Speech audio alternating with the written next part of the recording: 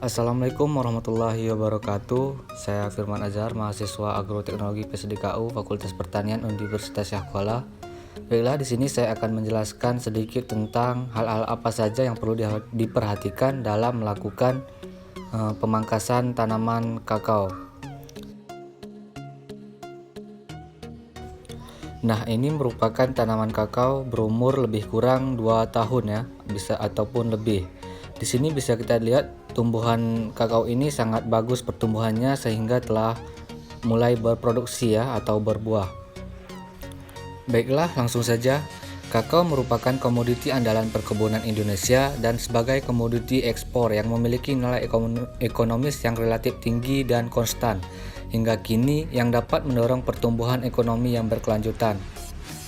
Untuk meminimalkan kerugian yang dapat menurunkan produktivitas tanaman kakao dapat dilakukan dengan pemeliharaan tanaman secara intensif yang meliputi pemangkasan, penyiangan, pemupukan, pengairan, dan pemberantasan hama penyakit dan panen sering.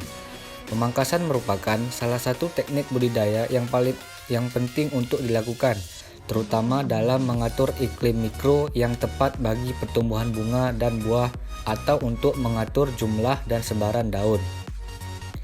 Pemangkasan kakao bertujuan mencegah tanaman kehilangan nutrisi pada fase pembentukan daun dan tunas, maupun pembentukan bunga dan biji.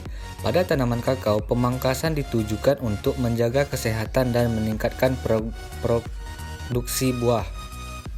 Pada prinsipnya, pemangkasan yang dilakukan pada tanaman kakao ada 3 macam, yaitu pemangkasan bentuk, pemangkasan pemeliharaan, dan pemangkasan produksi.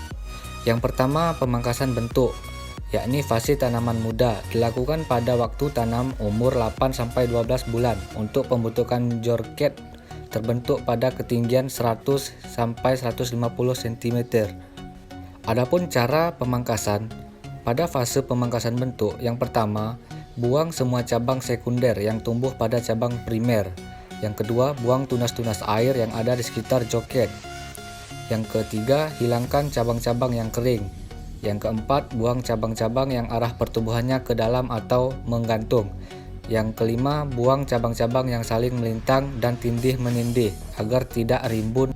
Berikutnya, pemangkasan pemeliharaan atau pemangkasan produksi dikenal dengan wiwilan dan sanitasi untuk menghilangkan tunas yang tumbuh dari sekitar jorget dengan ketinggian maksimal 1 meter dari jorget ke bawah hingga pangkal batang. Cabang dan buah yang kering, sakit dan busuk, cabang balik, serta cabang yang melampaui ketinggian tertentu. Adapun tujuan dari pemangkasan pemeliharaan adalah yang pertama mengurangi tajuk yang bertemu satu dengan yang lain dan dilakukan secara rutin sesuai dengan kondisi tanaman. Yang kedua, memotong cabang yang tumbuh lebih dari 3-4 meter. Yang ketiga, memangkas ranting dan daun 25-50%.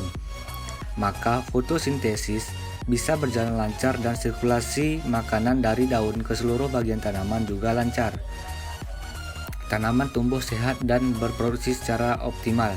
Berikut hal-hal yang perlu diperhatikan dalam melakukan pemangkasan produksi guna mencegah kerusakan tanaman akibat salah pangkas. Yang pertama, tidak memotong cabang dengan diameter 2,5 cm kecuali cabang yang sakit atau patah. Hindari adanya tajuk yang terlalu terbuka. Dan ini merupakan serasah bekas dari pemangkasan kakao yang bisa digunakan untuk mulsa organik. Nah, ini merupakan tanaman kakao yang telah dilakukan pemangkasan tanpa begitu rapi dan tanaman dapat menerima cahaya matahari secara penuh dan secara menyeluruh.